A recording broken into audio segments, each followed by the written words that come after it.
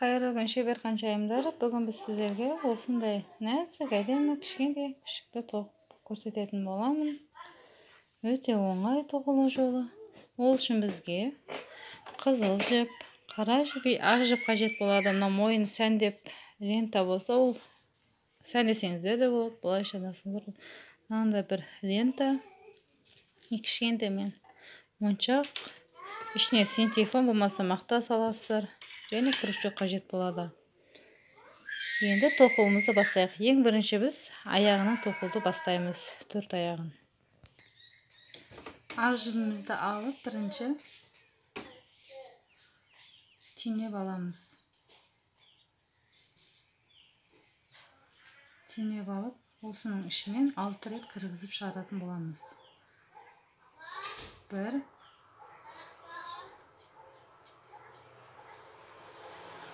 2 3 4 5 6 рет түйнедік. Ортасынан тартамыз. Біздің кішкене дөңгелек шықты. Енді осы 6 рет түйнегенімізден өткізгенімізден соңғысынан өткізіп аламыз да дөңгелек қылып шығарып, енді осы әрқайсысынан 6-дан 12 қылып шығарамыз. Бір жолықтан 2 рет шығарамыз. Біреу, екеу кіргізген жерімізде тағы бір жолық. 2, 3, 4.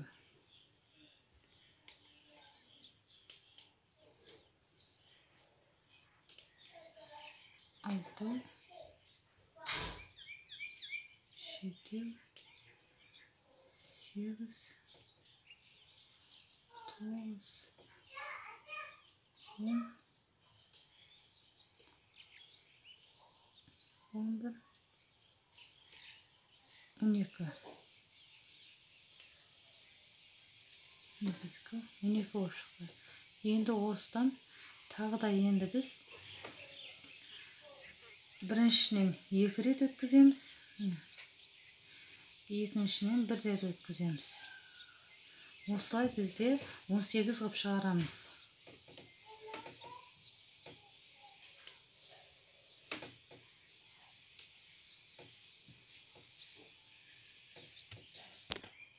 Міне 18 қатар тоқылып шықты. Ал енді тура осылай 18 қатар қылып 6 рет тоқитын боламыз. Міне бізде 6 қатар дайын болды. Енді осыны азырдан қазір 18 қылып тоқып отырып өшіруде. Енді біз шамамен 14 қатардай қаламыз. Ол үшін біреуін тоқса, екіншісін тоққан кезде екі қатар алып шығамыз да қысқарта береміз. Бірден қысқартпайсыз, арасына 2 клетка тастап барып қысқартатын боласыз. Мен екеуі тастадым. Тағы да өткізем. 2 клетканы бір крючоктың жібімен шығаратын боламыз. Тағы да 2 рет өткіземіз.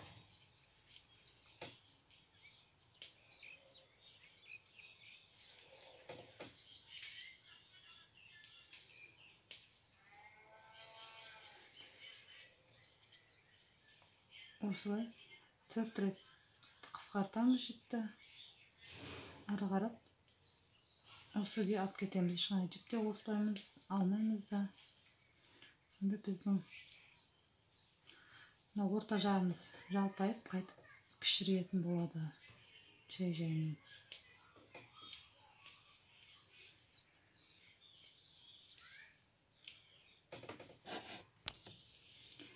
8 қатар тоқып мен санасам, енді 8 қатардан кейін енді ары қарап қызылмен жалғастыратын боламыз.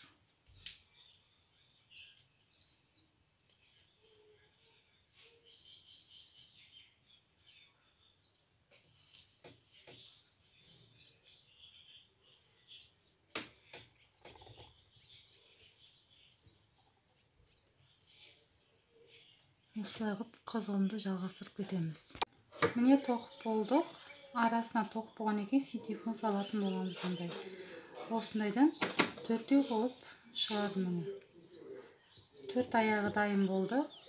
Ал ендігі кезек мына кішкентай күшіктің тұмсығын істейтін боламыз. Ол үшін мына жіпті алып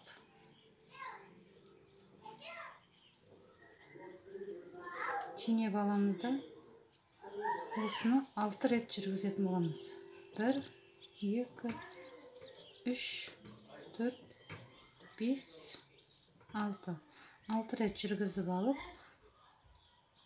одан кейін біріншіден бастап артқа қарап қайтамыз.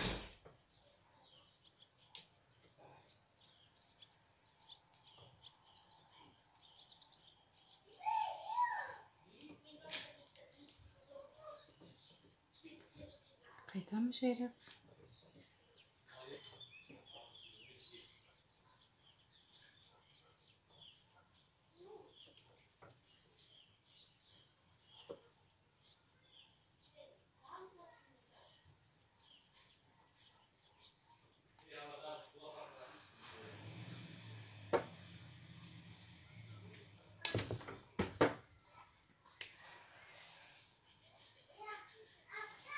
Осылай істегеннен кейін, артқа қайтқаннан кейін, енді осыны айналдыра отырып істейміз. Мысалы, бас жағына келген кезде, осыны 2-3-шіне келген кезде 3 рет жүргізесіздер бір тесіктен. 3 рет жүргізесіздер, сонда дөңгелегім шыға бастайды. Кейінгі бетіне келген кезде бір-біреулеп тура осы 5 жіпті айналдыра отырып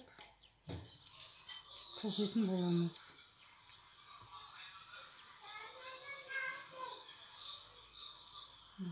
Ортасына келдік, екінің ұшына келдік, ортасына келген кезде 3 рет айналдырады. Енді кейінгі жағына өтеміз.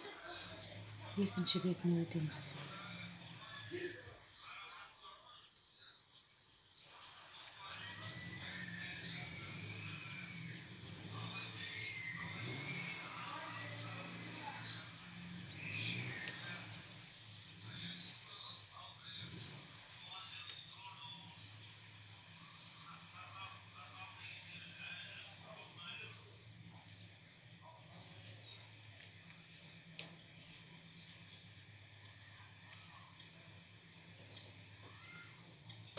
Біздікі осылай тұмсығымыз шығып келе жатыр.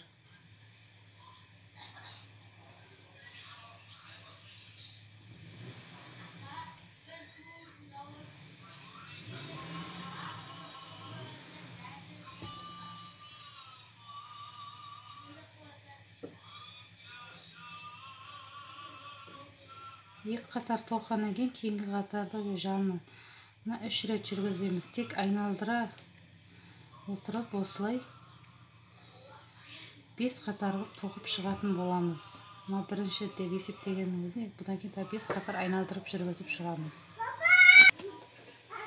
Міне біздің тұмсығымыз дайын болды. Жалпақтау болып шықты. Енді осыны қайшын алып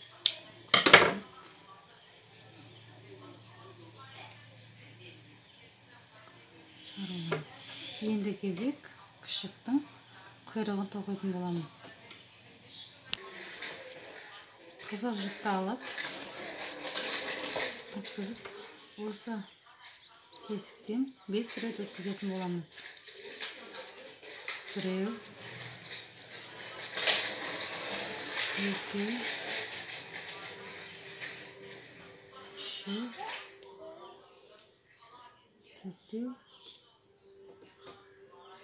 3, 5 рет өткізіп, жібімізді тартамыз.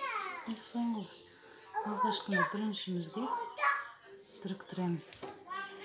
Енді осыны айналдыра отырып тоқып кете береміз. Сонда мынандай болып шығады құйрығымыз.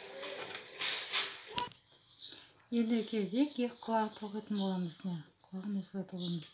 Ол үшін жіпті 7 рет өткізіп аламыз. 1, 2, 3, 4, 5, 6, 7. 7 рет өткізіп, енді осыны артқа қарап тоқитын боламыз. 1, 2,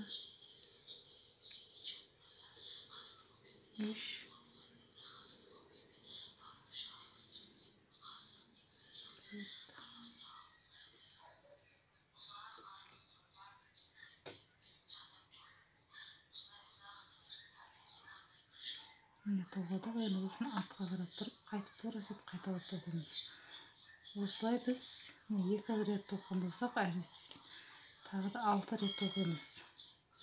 8 қатар осылай оң теріс қылып тоқып шығамыз. Крючокпен.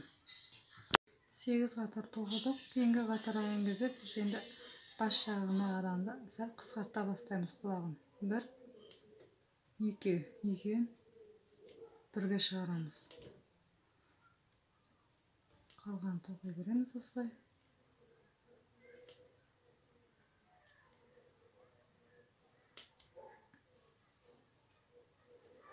Енді мына қатарда да тура өстіп шетінен қысқартамыз. 1, 2 дегеніміз да екеуін бір тесіктен шығарамыз. Бас жағымен соңын салыстырған кезде соңғы жағымыз жіңішкелеу болып шықты. Мына жағымыз жақпақтау болып шықты. Енді осыны айналдырып тоқимыз. Сонда шетінің бәрі бір тегіс шығады.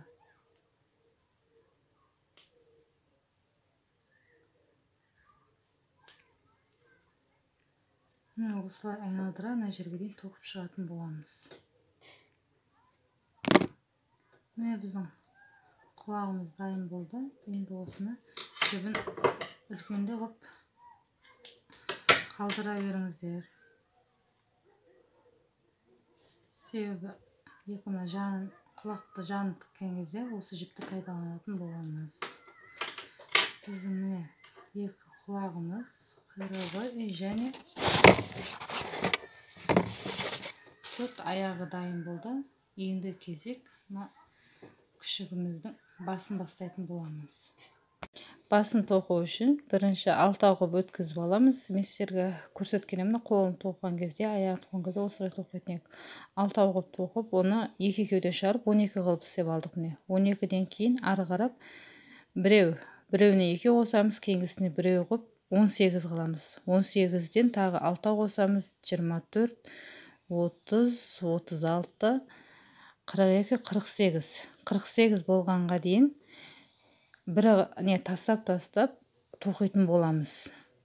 Бір тесіктен 2 қыласыз, кейінгісіне біреу қылып сөйтіп. Общий неғыңызда 8 қатар шығу керек мына жерге дейін. 8 қатарда өсіп тоққан кезде 48 болу керек. Бәрін санап көргеніңізде. Одан кейін 48 болғаннан кейін мына жаққа 7 қатарына ешқандай қоспаймыз да, алмаймыз да, 48 қатарды өсіп айналдырып тоқитын боламыз осылай. Дөңгелек қылып. Енді біз жарысына келіп қалдық. Осы бас киімнің жарысы келген асты жағын тоқитын кезде енді наоборот керісінше қылып 2 қатар тоқимыз, 2 қатар бір-бірден аламыз, кейінгі қатарды қысқартып жібереміз. Қазір сіздерге көрсететін боламын. Басының формасын шығару үшін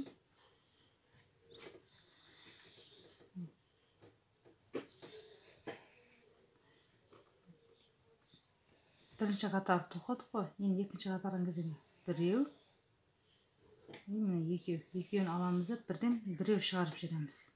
Кейін қатарда да біреу қылып істейміз, тағы да. Осылай қылып жай-жаймен қысқартатын боламыз. Екеу істедік пе, енді 4-еуін қатарынан ешқандай қысқартусыз жүргіземіз. Метр не болды бағана? Міне шебер қаншайымдар, мына жерге дейін жартысына дейін және 15 қатар болады деді. 15 қатарға дейін тоққан екен, ары қарап 15-тен кейін ары қарап 7 қатар қысқартып тоқимыз, арасын қысқартамыз. Сол кезде бізде міне осындай басы шығады. Енді кейінгі кезегіміз осы кішкентай қатарды 2 рет қайталап тоқып көрсететін боламын. Міне біз 2 қатар тоқып шықтық айналдырып. Енді қайтып біз жай-жаймен кеңейтетін боламыз. Бір тесіктен 2 рет шығарамыз, кейінгісін 1 рет шығарамыз. Осылай істейміз мені. Біреуін 2 рет, кейінгісін 1 рет шығарамыз. Қараңыздар. 1 рет шығардық па, бұдан кейінгісі міне 2 рет шығарамыз. Осылай жайлап тағы да жалпақ қап шығаратын боламыз тоқып. Міне шебер қаншайымдар, екінші дөңгелегімізде пайда болды. Осылай жасап көрсеңіздер болады. Енді басын біріктіремін. Біріктіріп, мына жерін біріктіріп, одан кейін кезек уже мына аяқтарын, қолдарын жапсырып қосып тоқитын боламыз. Міне шебер қаншайымдар, мұрнында 2 құлағын тоқып шықтық. Енді көзіне аламыз. Көзін істеген кезде инені пайдалана беріңіздер, ыңғайлысы. Тура осыған қарама қарсы қылып, үш жерін шамалы қылып тігіп аламыз.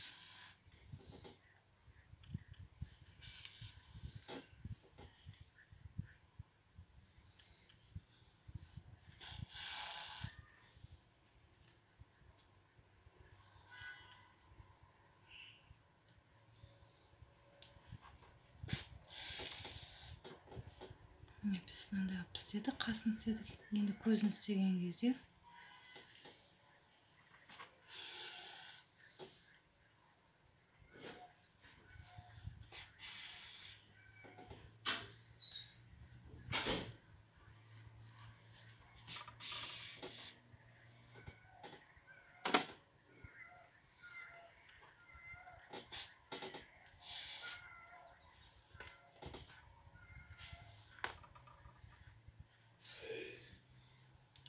қарайтып шығарып.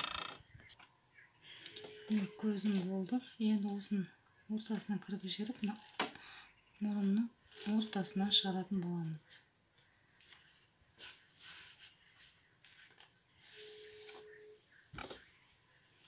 Мұрынның ортасында осылай қап-қара қылып істеп шығатын боламыз.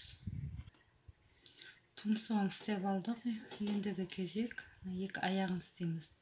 Ол үшін недің күшіктің басынан ортасынан есептеп, 2 жағынан бірдей қылып алып алатын боламыз. Біздікі тура келді. Осылай алып, енді осыны крючокпен тоқып шығатын боламыз.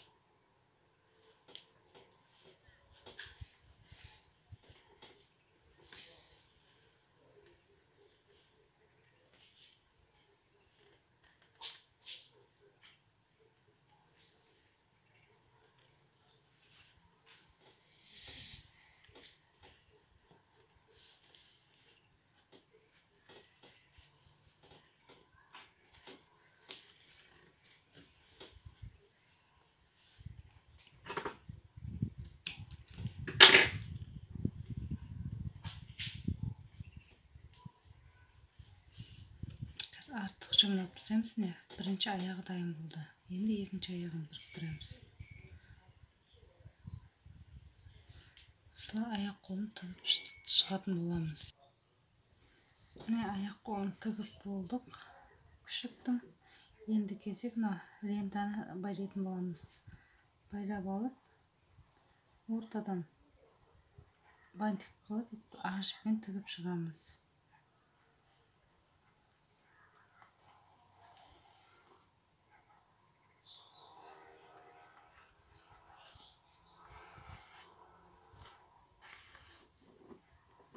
Осының бетіне мынандай жүрекше моншағымызды тігеміз. Өздеріңіз қалауларыңыз бойынша сәндесеңіздер болады.